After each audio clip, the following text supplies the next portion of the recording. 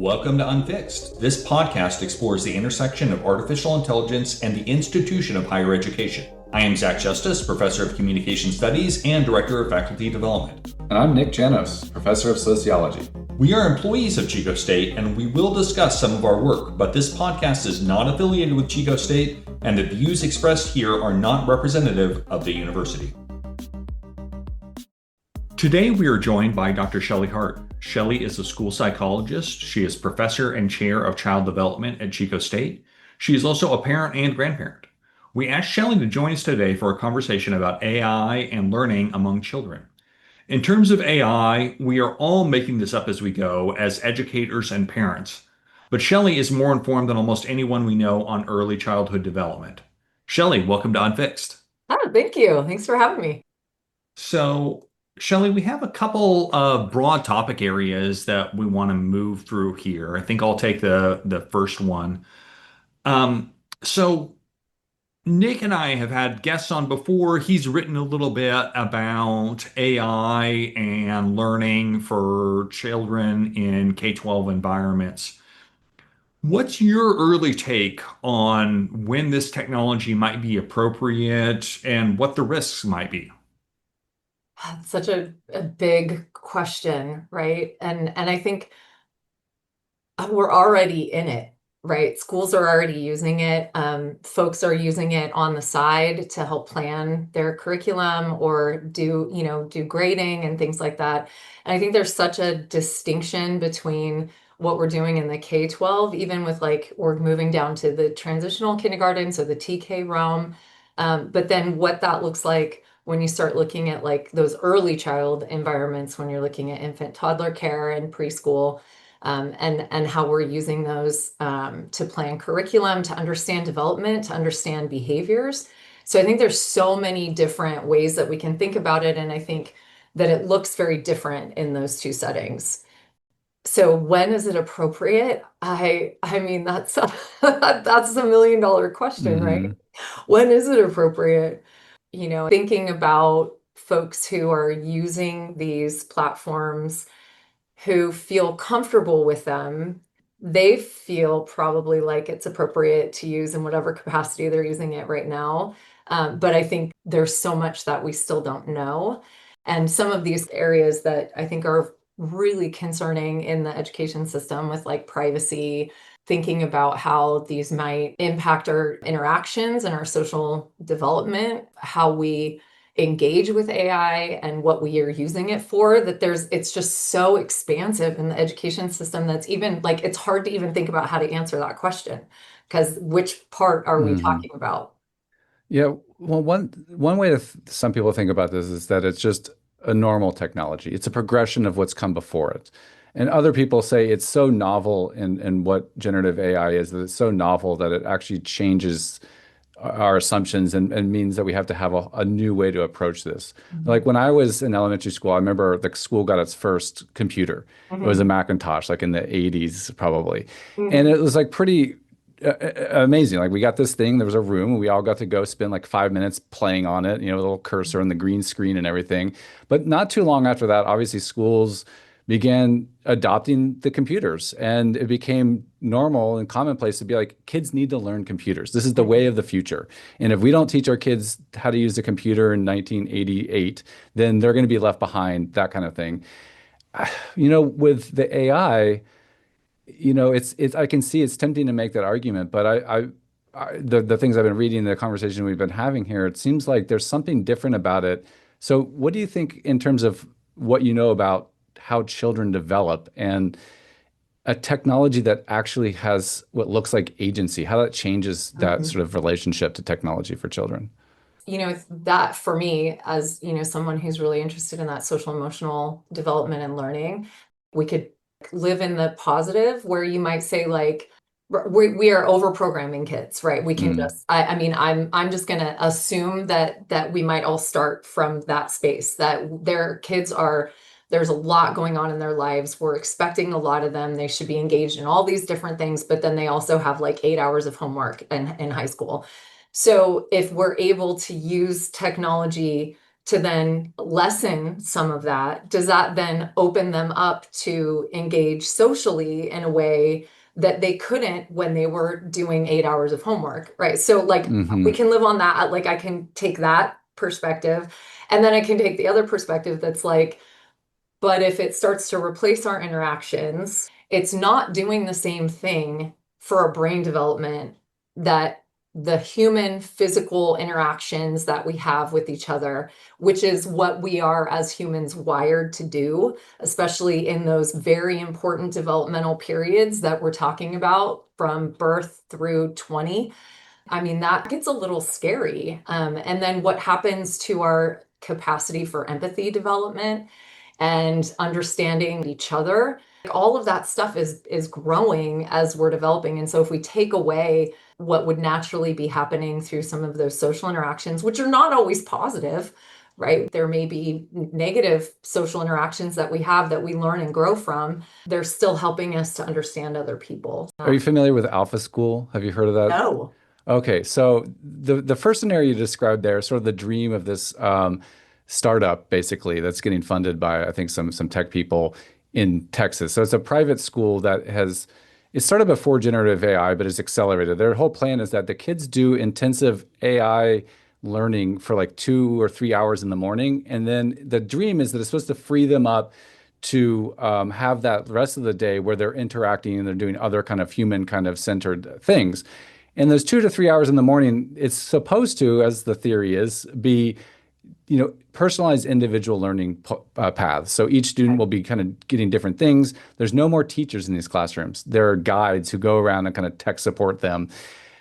So that's the dream. Now, I'll link in the show notes a Wired articles. There's sort of expose that, in fact, actually, the students now, according to this report, are now doing more work because they've now set all these targets that they're supposed to meet. And so students would get so freaked out, especially the older ones, like the junior high school. They would go home and spend like all night on the AI tutor trying to meet the benchmarks.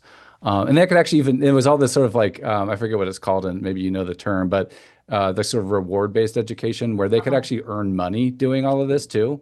Okay. So anyways, it just made me think that there is one scenario where some people are actually experimenting with new modes of education on the path of like, well, it could free us up.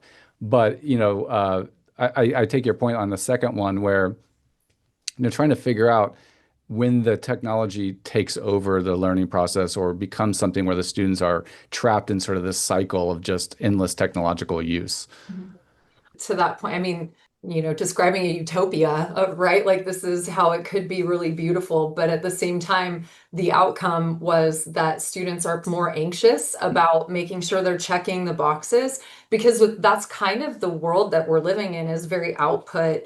Like what is the actual deliverable, instead of the fact that learning is a process and it's hard and it takes a lot of work and it's not just checking a box at the end of the day.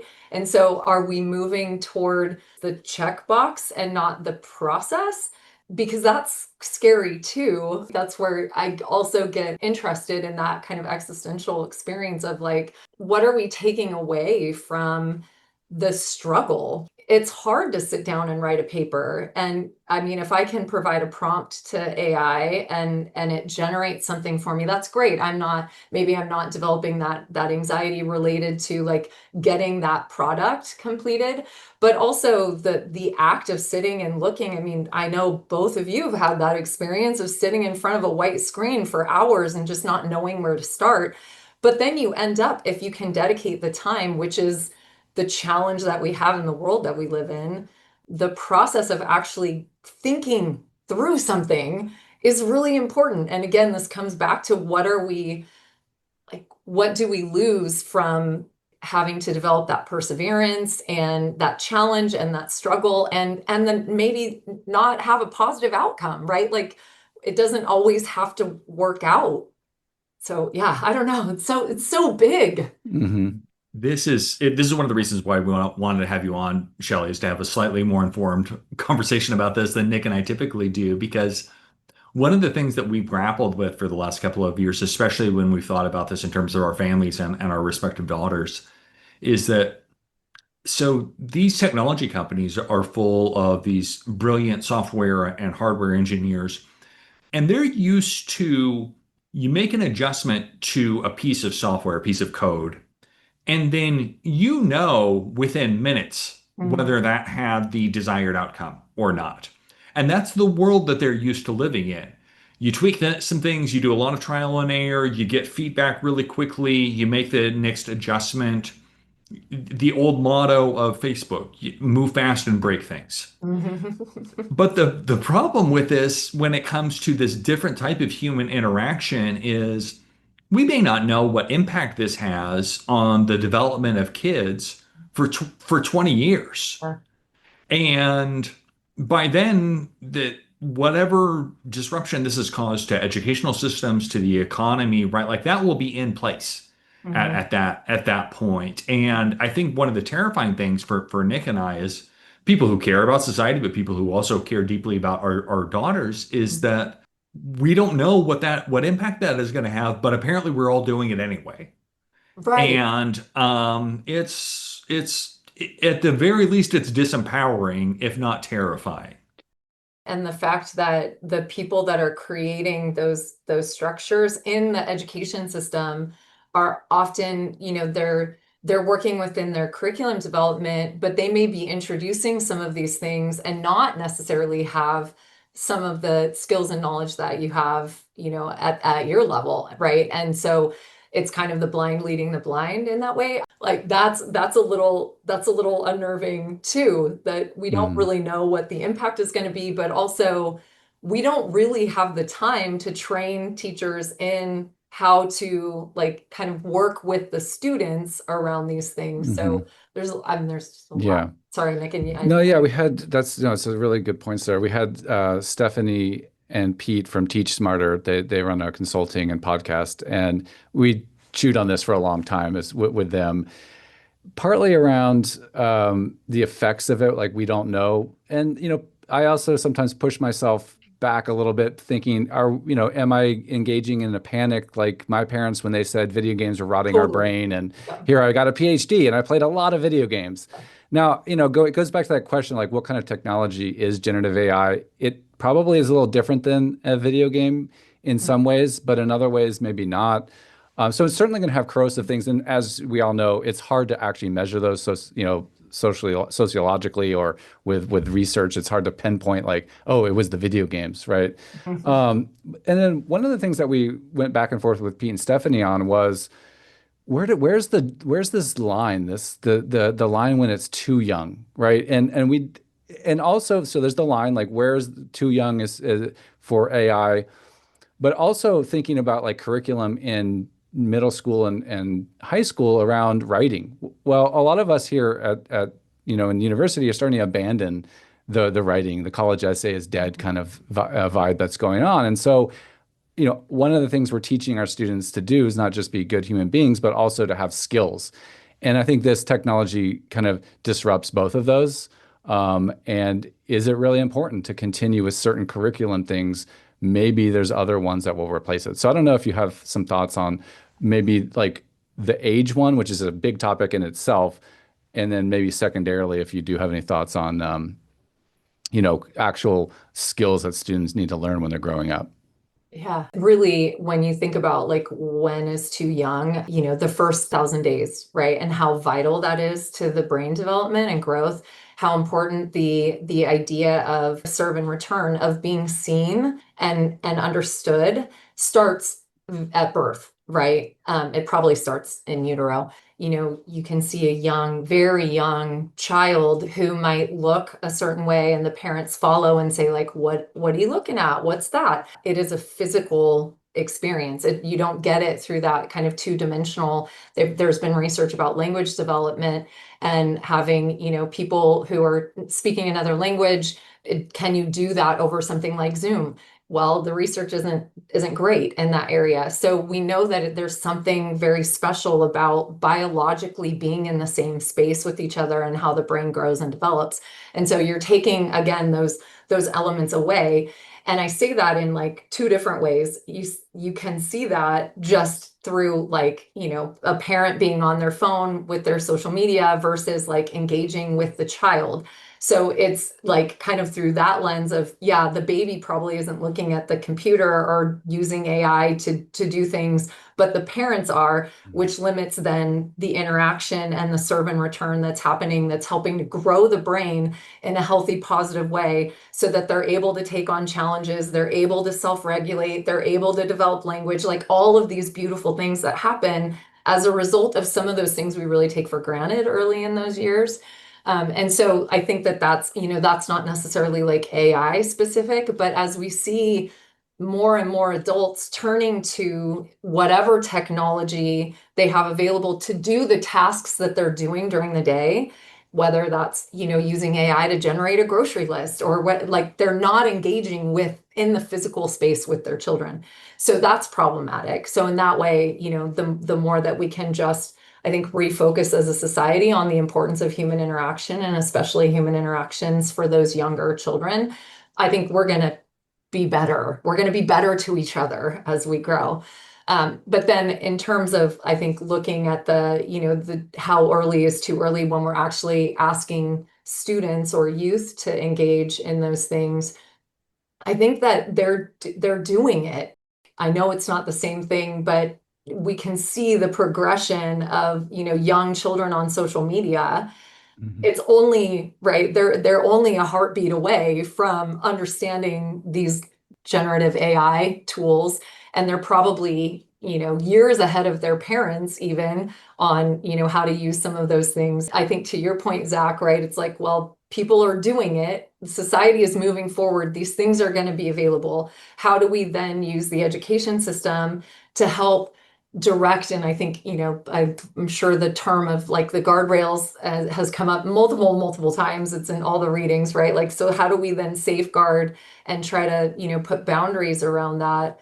I don't know, in terms of like what age would be appropriate. I think the more that, again, we're using technology to take the place of challenging learning is a problem. So to those early years, really helping students understand the importance of the struggle through the things, that it's the effort that we're putting in and not necessarily the output, that I think that's important. And so I would hope that we're waiting a couple years to really introduce some of those technologies.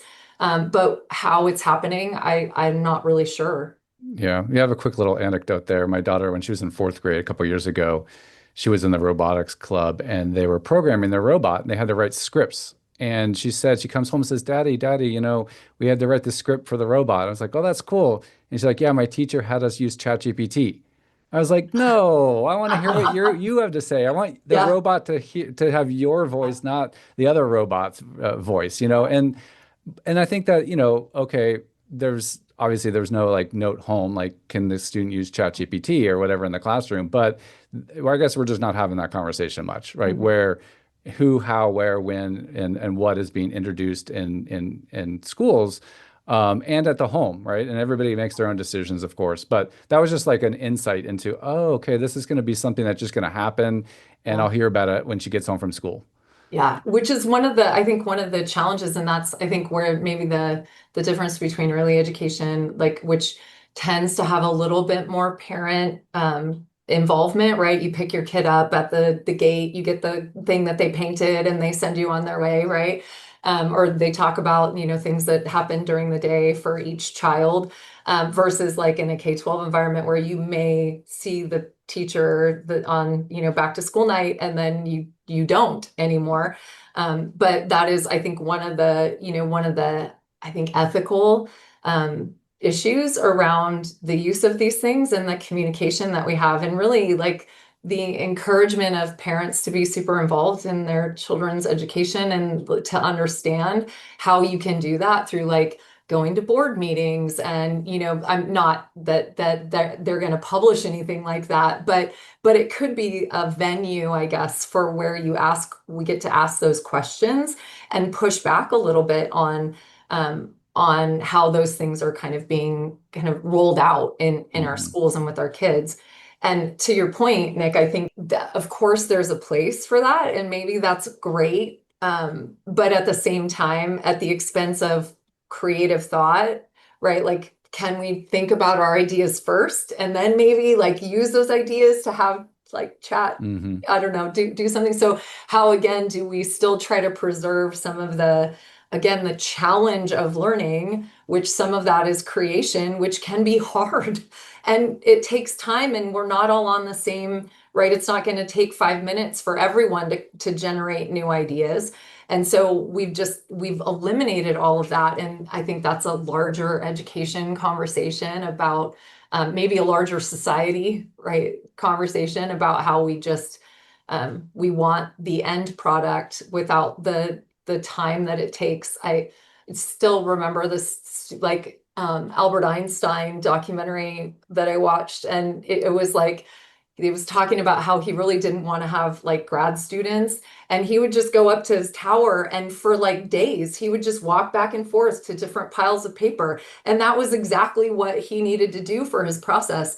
And I was so envious of that because again, you know, you're sitting here working on like these things that need to get churned out, and we don't have that luxury of thought time. And this just, I don't know, where are we going to be in terms of instant gratification and delay of gratification, right? All of those self-regulation things that are truly what make us successful in our lives. If you can delay gratification, you're going to be more successful. And if we are limiting the opportunity to really work toward that, then where do we end up in the 10 or 15 or 20 or 30 or as we evolve, right? Like, I don't know. Yeah. I don't know. It's a Yeah, that big. was the point of the piece I read earlier this year, watching my daughter do her report using all the advanced features of Google. It's basically, my golden retriever was sleeping in the other room and she evolved, we helped her evolve from wolves. And it's like my daughter, all of us are going to be we're training ourselves to live a nice, comfortable life, maybe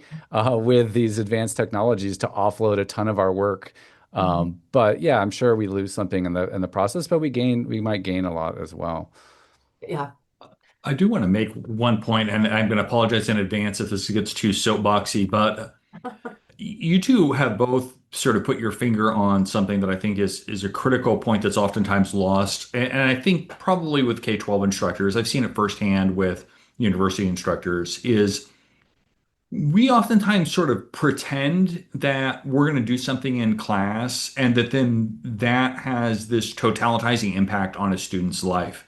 Mhm. And that's just the hubris of that is just beyond me, right? But my daughter, right, goes to school and she has an experience at school, and then she comes home and she has experiences at home and she has access to different technologies and tools and people in those environments. And I know that those aren't the same as her classmates are, right? We have an extra Chromebook. I cloned her Chromebook that she uses at campus at home so that she can continue and do her work at home whenever she wants, right? And so the idea that then we would like ban ChatGPT from our classes or whatever, and then we tell ourselves, well, I don't want students using that.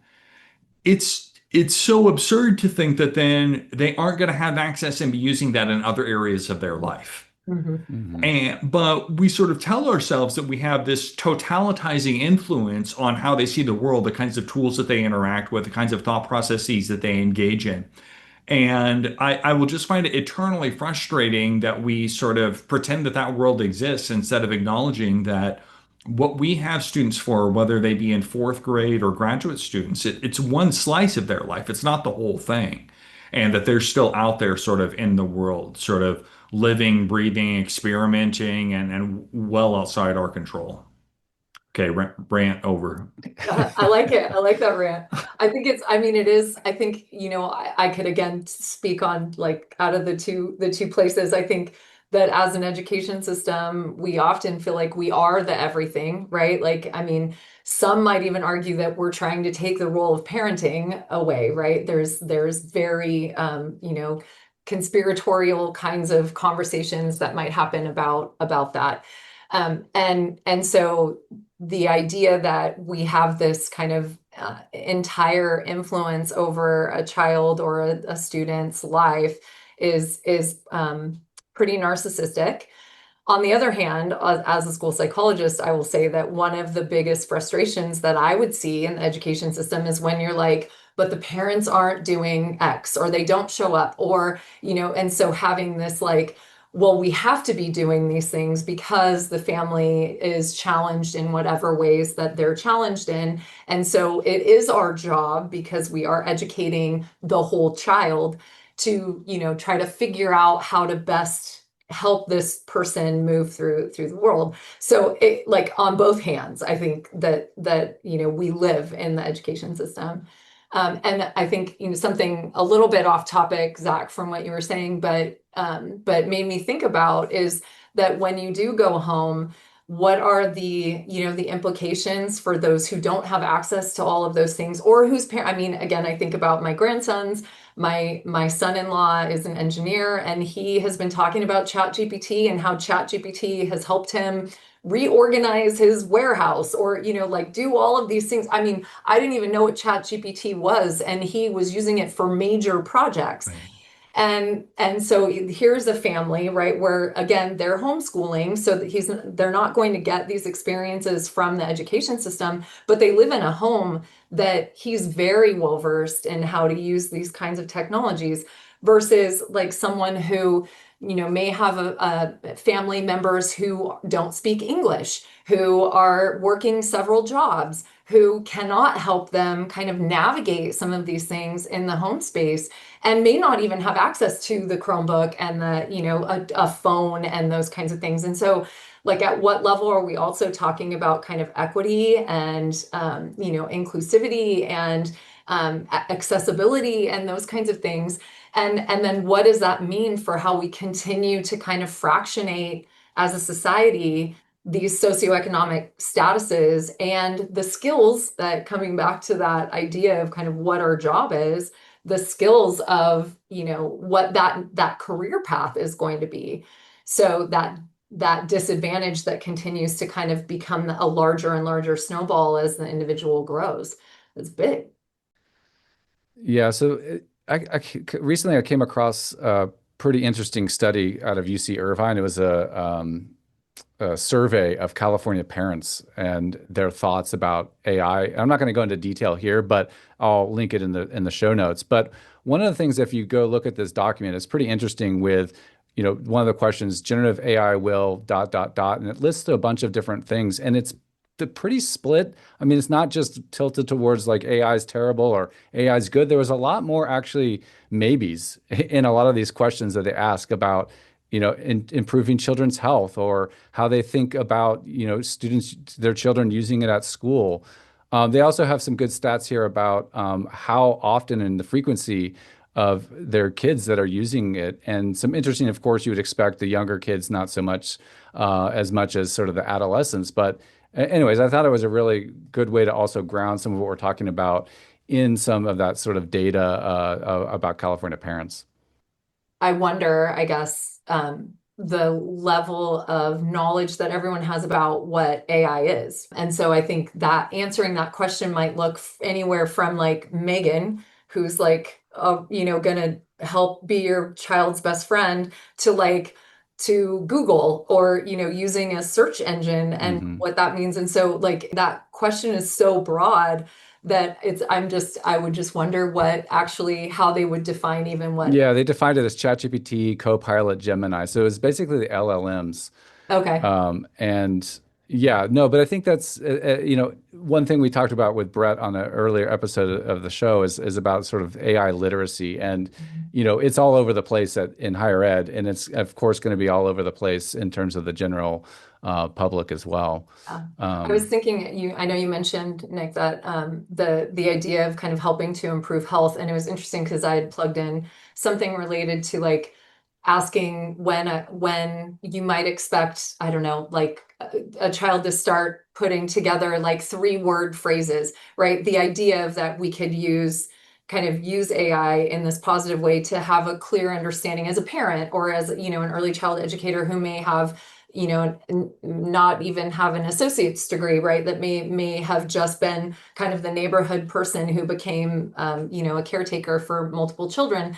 And, having this expectation that, again, not knowing that the level of trust that you put into these kinds of like searches, I think it spit out like 3-word phrases by like age, I don't know, like 6 months or something. It was like some ridiculous thing. And that was really telling to me, right? To think like, again, the level of education and knowledge that you have as you're using these tools, it could be really amazing to be able to use that in some of those spaces, but also if we're overly trusting and we haven't had the level of experience and education to recognize what might not necessarily be an accurate answer, you have nothing to vet that against. And so, Mhm. so I appreciate that. I know Well, kind of not really what the point was of what you no, were but it's sharing, actually they but do I think it's on page 10 or 11. They have a whole section on trust. So they ask trust questions. And I will say the last thing I'll say on this one is it was super interesting. The respondents actually had more trust in the AI companies than they did in local government or government itself in other institutions, which that's not too surprising. yeah. But in this context, I did think that, oh, big company would be lower on the trust scale. But, as Americans tend to trust big company over government. So, Shelley, we're moving towards the close here, and I'm glad that we're having conversations that sort of weave in and out of classroom spaces because how children develop and how this technology will impact that is really varied. But I do want to center in on a sort of personal dad anecdote here as we set up irresponsible speculation. So, a couple years ago, my daughter spent a extended weekend with her grandparents. And when she came back home, she was kind of a brat. And my wife and I were talking about it, and we were trying to figure out what was going on. And then we realized she had not heard no for like 3.5 days. And I That is thought the that, job of a grandparent also. Just wanna, but I that's thought that what was we get. I thought it was kind of a useful experience for trying to understand what I'm going to frame to you in terms of irresponsible speculation. So, this technology, meaning large language models, will make existing work in counseling, therapy, and psychology even harder because this generation of young people is being conditioned by AI therapy, and I'm putting therapy in quotation marks, where the only goal of these models is pleasing the user. It's just making them happy and making sure that they come back. It'll make the hard work of therapy and counseling even harder when you have to share a hard truth or when you have to say no. And that's something that Nik and I have talked about. Like I said, my example of thinking about that is like when after the daughter spends too long with the grandparents and just hears, yes, that's a wonderful idea. Let's have marshmallows for breakfast for 3 days straight. But we're wondering what your take is as somebody who has a lot more experience in that area. Is this going to make the work of school psychologists and therapists harder along the way? Are we concerned about something that we shouldn't be? Feel free to engage in some irresponsible speculation of your own. I love this segment. I think, well, first of all, I think just the presence that we're having this conversation that AI could potentially operate as a therapist or a place for advice, that is already a little scary, because the one thing, a lot of the work that I do is around suicide prevention, and so you have to know where someone's at in order to help them and get them the resources that they need. Not saying that AI couldn't provide you with the 988 number and, other, links to therapists and things like that. But I think in your example, the idea is that they're using this to kind of troubleshoot, right? Like to figure out how to navigate relationships, whether those are peer relationships, romantic relationships, depression, feeling helpless, meaningless, right? Like all of these things that might bring someone to therapy. And again, the idea of the importance of that therapeutic relationship, the eye contact, the head nodding, the reflective statements, the pushing back, or even just the ensuring that, am I hearing this right? And being able to bring together maybe two things that don't connect, like you're talking about, your dad dying and you have a smile on your face. Like AI isn't going to be able to do that at this point for us. But I think the larger point that you're making is like, if then these models are trained to get to the right answer, which is, I tell you that you've won, right? Thank you very much, chat, for, answering that question well, that it is going to be looking at, that people pleasing, which then isn't challenging or helping someone to see, kind of any alternatives. And so what does that mean? I don't know. What do you think it means? What does it mean for us as humans if we're just told what we want to hear all the time? How are we going to operate in society with other people? Yeah, It's yeah, not going to be great. that's one of the interesting flaws of the technology as it is that and it's a stickiness. I know why they do it. It's like why the algorithms keep surfacing us the things that make us want to come back for social media. I think they've taken a page from that. I'm sure they could tune it different ways to answer in different ways, and you can train it to answer in different ways. But that is, especially for people like teenagers, for example, like you're mentioning, much harder for them to not be lured into that comfort of a chatbot that does agree with them, because the world looks like it disagrees with them and they're alone. And I can see it's the thing we've talked about even in this our conversation today, but elsewhere, that you know whether someone ought to do something is sometimes irrelevant, the fact that they are doing it, right? And this is going to happen. And so I think this is an area where those guardrails, again, whether that's, laws or parental guidance or whatever it happens to be, will be pretty important for people under 18 if we want to cut it off there. If that's the line for some of these things, over 13. I know there's lots of different lines you could draw.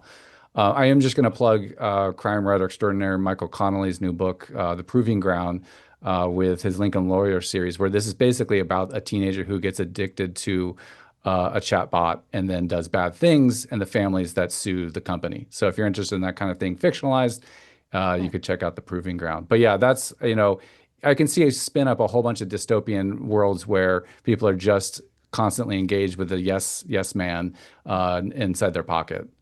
Right.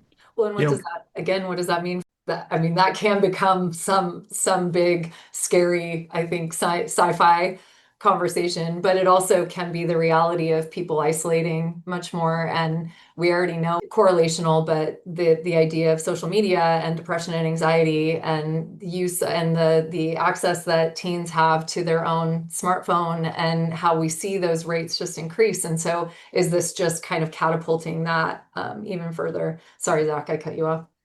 Oh, no, it's all right. I mean, it's an unrelated development, but Nik, I've decided this is going to be the end of our collaboration because you disagree with me too frequently, and I'm just going to have a sycophantic chatbot as my co-host from now on. Well, So, Zach, you could just make a Nik AI that could just say anything you wanted. Hey, let me yeah, back it would this just up. be like, Zach, that's such a great Zach, point. you're a Tell me more. genius.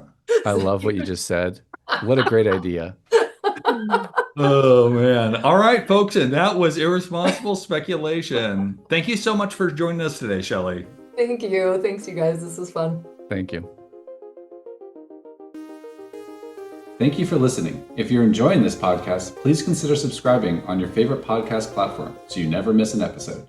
You can find our writing on meltsintooair.org and connect with us on Blue Sky at meltsintooair.bsky.social and on LinkedIn, Zach Justice and Nik Janos. Find these links and more in the show notes. If you have feedback or want to share an idea, email us at unfixed@meltsintooair.org. Thank you to Jamie Gunderson for producing and editing the show.